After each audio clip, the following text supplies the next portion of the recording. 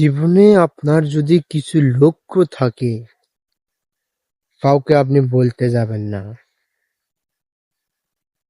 হয় আপনার স্বপ্নটা ছোট হোক বা বড়, আপনি যখন আপনার স্বপ্ন পূরণ করতে পারবেন, তখন তা সবার কাছে স্মরণীয় থাকবে।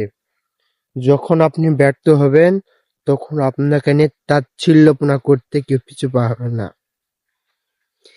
এমন লোকে আমাদের রহ রয়েছে সমাজে, যারা নিজের একটু ছোটখাটো স্বপ্ন থেকে একটু বড় স্টেবলিশ হতে চায়, কিন্তু আমাদের সমাজে কয়েক প্রকৃতির লোক আছে যারা আপনার সমালোচনা করবেই।